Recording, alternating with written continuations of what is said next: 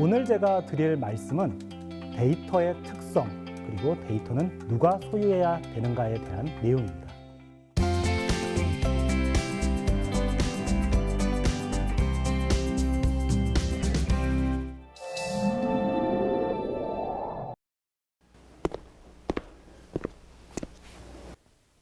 자, 여러분 안녕하십니까? 데이터 혁명의 시대에 데이터는 누가 소유하는가라는 주제로 오늘 강연을 맡게 된 계명대학교 황원재입니다. 빅데이터 ICT 기술의 발전은 모든 것들이 상호 연결되는 초연결 사회를 가속화시킵니다. 첨단 장비들은 상호 연결되고 데이터를 교류하고 이를 통해서 더 빠른 속도로 지능화됩니다. 원격 교육이나 원격 진료와 같은 기술이 일상화되어서 공간의 제약이 없어지면 더 편리한 세상이 도래하게 된다고 설명하게 됩니다. 그러나 데이터의 증가와 교류, 첨단 장비의 연결은 해킹의 위험을 높이고 사생활 침해와 같은 위험도 증가시킬 수밖에 없습니다. 4차 산업혁명은 디지털 전환을 통해서 가속화되고 있습니다. 오프라인 데이터를 온라인으로 전환하는 것이 그래서 중요해지고 있습니다. 이렇게 생산되는 디지털 데이터는 그 규모가 매일 2제타바이트에 달한다고 이야기되고 있습니다. 심지어 2024년도에는 149제타바이트로 급증할 것이라는 전망이 제기되고 있습니다. 그래서 현재 사회에서 핵심 자산은 더 이상 자본이나 설비, 인력과 같은 것들이 아닙니다. 오히려 데이터 그 자체가 중요한 자산이 될 수 있는 사회가 되고 있습니다. 그렇기 때문에 현재 데이터를 지능형 정보 사회의 혁신을 이끄는 원유로 비유하는 경우들이 많습니다. 이 원유를 정제하고 정형화해서 분석한 뒤에 가공하고 그래서 가치를 창출하기 위해서는 새로운 기술들이 필요하게 됩니다. 자, 이제 여러분들은 4차 산업혁명을 왜 데이터 혁명이라고 부르는지 이해하게 되셨을 것으로 생각이 됩니다. 그렇다면 데이터는 어떤 특성을 갖고 있을까요? 우선 데이터는 별도의 의식적 노력 없이 삶의 과정에서 자연스럽게 생성됩니다. 또한 데이터는 복제를 통해서 제3자에게 쉽게 전달될 수 있습니다. 그 외에도 데이터는 그 자체가 바로 사회적 편익을 가지고 오지 않는다라는 특성을 갖고 있습니다. 이러한 이유로 데이터는 사회적 편익을 가지고 오는 특허권이나 저작권과 같은 특별한 보호를 받기가 어렵다라고 이야기가 됩니다. 그렇지만 데이터는 정보 주체의 동의를 통해서 특정 목적으로 활용하는 것이 가능합니다. 달리 얘기해서 정보 주체의 동의 하에 정보를 활용해서 새로운 가치를 창출해내는 것이 가능합니다. 데이터를 통해서 새로운 가치를 창출하는 이런 과정을 우리는 보통 데이터 혁명이라고 부를 수 있습니다. 데이터 혁명이 경제적으로 중요하다는 점에 대해서는 어느 누구도 이론을 제기하고 있지는 않습니다. 문제는 어떻게 데이터 혁명을 촉진시킬 것인가에 대해서는 다양한 의견이 존재하고 있다는 점입니다. 우선 개인정보보호법과 같은 법 제도를 일부 완화해서 데이터를 적극적으로 활용할 수 있도록 하자는 의견도 있습니다. 또한 데이터 혁명을 촉진시키기 위해서 데이터 소유권과 같은 유인책을 제공하는 것이 필요하다라고 이야기하는 의견도 많습니다. 두 가지 제도 중에서 첫 번째, 개인정보보호법을 완화하자는 주장이 무엇인지 알아보도록 하겠습니다.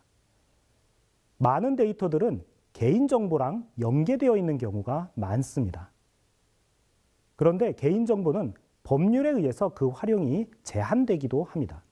개인정보가 포함된 데이터를 활용하고 가공하기 위해서는 정보 주체의 사전 동의가 그래서 꼭 필요합니다. 그렇기 때문에 이 도표에서 보는 것과 같이 데이터 구매 경험이 있는 기업들은 개인정보보호법을 침해할 수 있다는 점을 중요한 사업상의 장애 요인으로 언급하고 있는 상황입니다. 이 도표를 보시면 눈에 띄는 점이 하나가 더 있습니다. 바로 소유권, 저작권 침해 우려를 1순위 장애 요인으로 꼽고 있다는 점입니다. 이 문제는 바로 데이터 소유권의 문제랑 연계가 됩니다.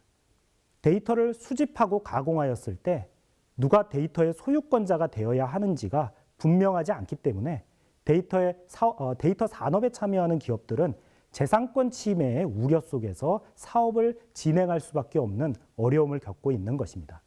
따라서 데이터 혁명을 위해서는 이러한 장애 요인들을 합리적으로 제거하거나 적어도 예측할 수 있도록 만들어줄 필요가 꼭 있습니다.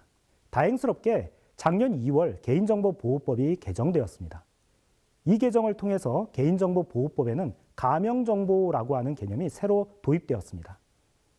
여기서 가명처리란 개인정보의 일부를 삭제하거나 일부 또는 전부를 대체하는 등의 방법으로 추가 정보가 없다면 특정 개인을 알아볼 수 없도록 처리하는 것을 말합니다. 빅데이터, AI 등 융복합 산업의 데이터 수요에 부응하기 위해서 개인정보 처리자는 통계 작성, 과학적 연구, 그리고 공익적 기록 보존 등을 위해서 정보 주체 동의 없이 가명 처리된 가명 정보를 이용할 수 있도록 법이 개정되었습니다. 이를 통해서 4차 산업혁명의 핵심 자원인 데이터를 보다 쉽게 이용할 수 있는 환경이 마련되었습니다. 자, 그렇다면 지금까지 설명드린 내용을 들으시면서 궁금한 점이 있으셨던 분은 손을 한번 들어주시겠습니까? 예. 하루에 수집되는 데이터 양도 어마어마할 것 같은데 이런 데이터를 수집하고 분석하여 자원화하는 것에 있어서도 많은 기술력이 필요할 것 같습니다. 저희가 하루에도 수십 번씩 마주하는 개인정보 동의도 이러한 데이터 수집에 관한 것들인지 궁금하기도 했고, 나아가 제가 가지고 있는 데이터가 얼마나 많이 수집되고 있는지도 궁금해서 질문 드렸습니다. 좋은 질문이신 것 같습니다. 여러분들이 그 컴퓨터를 이용하면서 쿠키라고 하는 것들을 들어보셨을 겁니다. 쿠키 수집 동의도 그렇고 그 외에 개인정보 수집 동의 클릭하는 이런 화면들이 그 인터넷 사이트에 가입하면 많이 보셨을 것으로 생각됩니다. 그런 사이트들이 전부 그런 표시들이 전부 개인정보 수집 동의에 해당합니다. 그 외에도 인터넷을 활용하면서 여러분들이 어떤 사이트에 들어갔다던가 이런 데이터 방문 이력 이런 것들도 전부 개인정보에 해당하고 그런 정보들도 다 기업에서 일정 부분 활용이 되고 있습니다. 그래서 여러분들 그 홈페이지 같은 곳에 들어가면 맞춤형 광고라고 해서 광고가 특정 이용자에게 타겟팅돼서 나오는 광고들을 보신 적이 있을 겁니다. 그런 기술들이 전부 개인정보를 활용해서 광고를 하는 사업자들의 기술이라고 생각하시면 됩니다. 그리고 그런 기술의 밑바탕에는 여러분들의 데이터가 다 포함되어 있는 겁니다. 자, 이번에는 앞에서 살펴본 바와 같이 데이터 혁명을 촉진하기 위해서 필요한 개인정보 보호법을 완화하는 방법과 다른 데이터 소유권과 같은 재산권 보호 제도를 살펴보도록 하겠습니다. 데이터 소유권이 무엇인지 그 개념을 간단히 설명하면 다음과 같습니다. 데이터의 이용 동의를 넘어서 데이터를 가공해서 경제적 가치를 만들어내고 처분을 통해서 이를 실현할 수 있는가, 그리고 이렇게 현실화된 경제적 이익은 누가 갖는 것이 타당한가, 그리고 어떻게 배분해야 할 것인가의 문제를 통일적으로 설명하기 위한 시도가 바로 데이터 소유권이라고 할 수 있습니다. 보다 쉽게 설명을 드리면 가공된 데이터의 사용, 수익, 처분 권한을 누가 갖는 것이 타당한가, 그리고 데이터 주체가 권한을 가져야 하는가, 아니면 적법하게 데이터를 수집하고 가공한 사람이 그 소유권을, 경제적 가치를 가져야 하는가에 관한 문제가 데이터 소유권에 관한 문제입니다. 그런데 데이터 소유권을 어떻게 정의하고 어느 범위에서 인정할 것인가의 문제는 역사적, 사회적, 정치적, 경제적 측면과 밀접하게 관계되어 있을 수밖에 없습니다. 그런데 데이터는 경제적 가치를 갖고 있고 보호의 필요성이 인정되는 것은 맞습니다. 그렇지만 데이터는 정보의 기초자료일 뿐 어떠한 형태의 물리적 에너지도 아니기 때문에 물건의 개념에 포섭시키기가 사실 어렵습니다. 또한 데이터는 복제가 용이하기 때문에 그 주체가 데이터를 배타적으로 관리하기가 어렵습니다. 또한 의료정보와 같은 일부 데이터는 인격적 요소들을 내포하고 있는 경우들이 많기 때문에 물건의 요건을 충족시키기가 어렵습니다. 결국 데이터 소유권은 이론적인 측면만을 보면 인정하기 어렵다라는 결론에 이르게 됩니다. 물론 이에 반대하는 의견들도 존재하고 있습니다. 그렇다면 이론적으로 설명이 어려운 데이터 소유권을 굳이 언급하는 이유는 무엇일까요? 데이터 소유권이 인정되는 경우에 다음과 같은 실익이 있기 때문에 그렇습니다. 첫 번째로 데이터 소유권이 인정되면 데이터 소유권자는 독점적이고 배타적인 권리를 갖기 때문에 권리의 행사가 보호될 수 있습니다. 예를 들어서 무단으로 제3자가 데이터를 탈취하고 복사한 뒤에 이용하는 경우에 데이터 소유권자는 이를 적극적으로 막을 수 있습니다. 두 번째로 개인정보 보호법제와는 이제 조금 다른 경제적 가치를 갖고 있는 비개인 정보에 대한 통일적 규율 체계를 마련하는 것이 가능해집니다. 이를 통해서 보다 적극적으로 데이터 가공 시장에 혁신을 가져올 수 있게 됩니다. 이러한 이유로 데이터 소유권에 관한 다양한 입법이 현재 진행되고 있습니다. 그렇다면 다른 나라는 어떤 제도를 갖고 있을까요? 현재 데이터 소유권을 인정하는 법률을 두고 있는 나라는 없는 것으로 보입니다.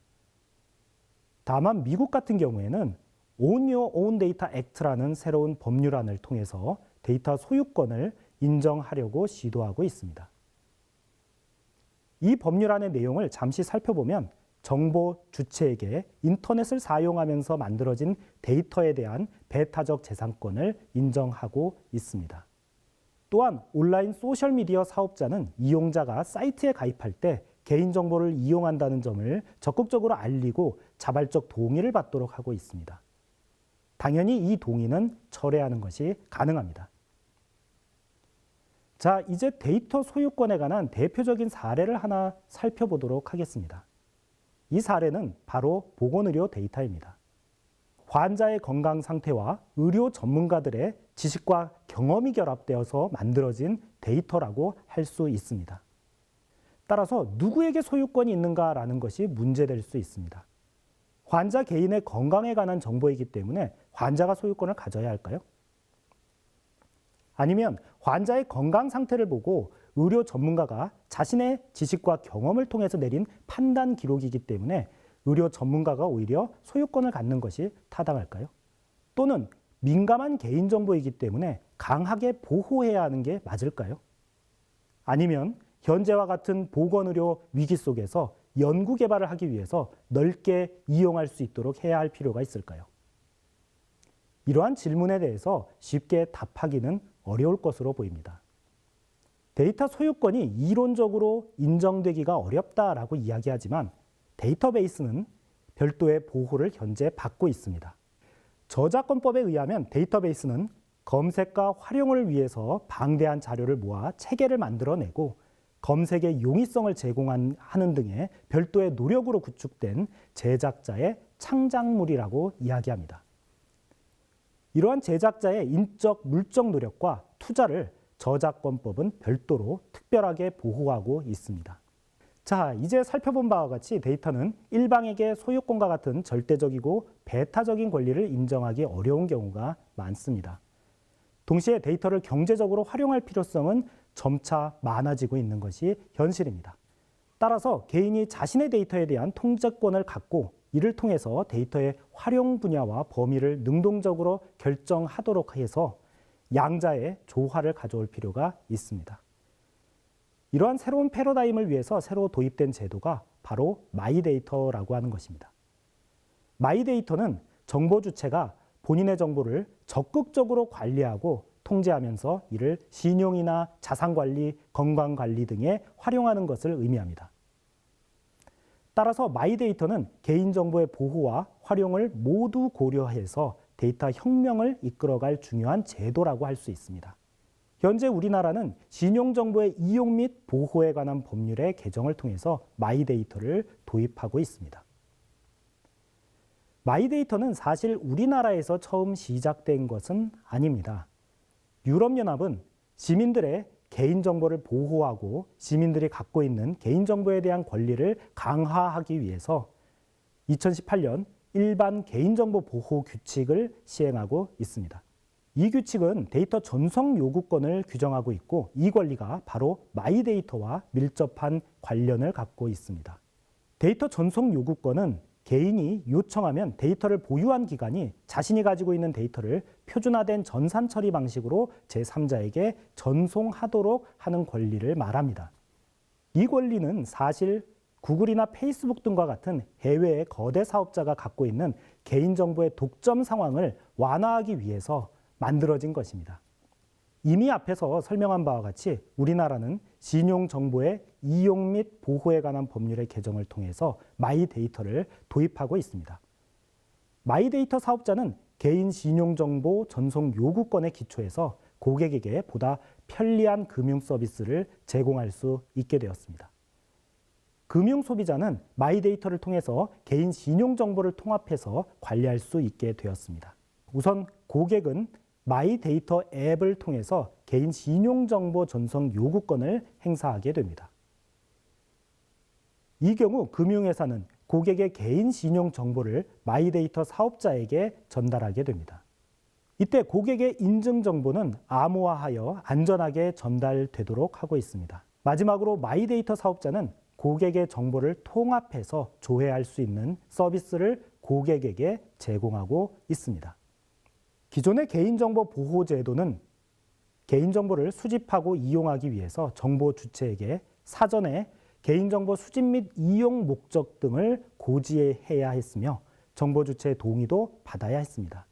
이와 같이 과거에는 정보 주체의 수동적 동의권을 통해서 정보를 활용할 수 있도록 하였다면 현재 마이데이터는 정보 주체가 자신의 정보에 대해서 능동적으로 선택할 수 있도록 하고 있습니다.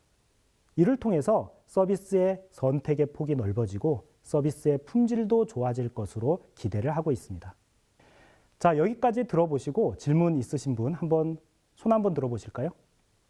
예, 질문 부탁하겠습니다. 개인 자신의 데이터를 통제할 수 있는 대책을 말씀해 주셨는데 이 권리를 행사하기 위해서 개인이 해야 할 일도 많을 것 같기도 하고 혹시라도 다양한 정보 제공 기관으로부터 받는 혜택에 제한을 두지 않을까라는 걱정도 있습니다. 이와 같이 데이터 주체가 좀 더 유용하고 편리하게 스스로 통제할 수 있도록 도와주는 시스템에 추가적으로 필요한 사항이 어떤 게 있을지 궁금합니다. 마이데이터 제도는 데이터 이용 동의를 없애는 제도는 아닙니다. 이용 동의를 해서 어떤 기업이 데이터를 갖게 되면 그 데이터를 정보 주체가 다른 곳으로 전송해 달라고 요구할 수 있는 것이 핵심적인 내용이 됩니다. 경우에 따라서 기업이 갖고 있는 데이터를 삭제해 달라라고 요청을 할 수 있는 그런 권한도 언급이 되고 있습니다. 마이데이터가 사실 의미를 갖기 위해서는 개인정보를 각 기업이 보유하고 있는 개인정보를 가급적 통일된 방법으로 전송하고 그리고 암호화시켜서 보안을 유지하는 것이 필요합니다. 왜냐하면 마이데이터 사업자가 마이데이터를 통해서 더 많은 데이터를 축적하게 되면 될수록 데이터에 대한 해킹의 위험이나 프라이버시 침해의 위험이 발생하기 때문에 보안에 관한 논의들 그리고 기술 전송에 관한 그 통일된 양식을 마련하기 위한 그런 노력들이 기술적으로 계속될 필요가 있습니다. 그 외에도 법제도적으로 각 사업자들이 필요한 정보를 요청해서 받을 수 있도록 법제도적으로도 개선이 계속될 필요는 있습니다. 따라서 앞으로 계속해서 등장하게 될 마이데이터 제도를 여러분들이 주목할 필요가 있습니다. 자, 이것으로 오늘 강연을 마치도록 하겠습니다. 시청해 주셔서 감사합니다.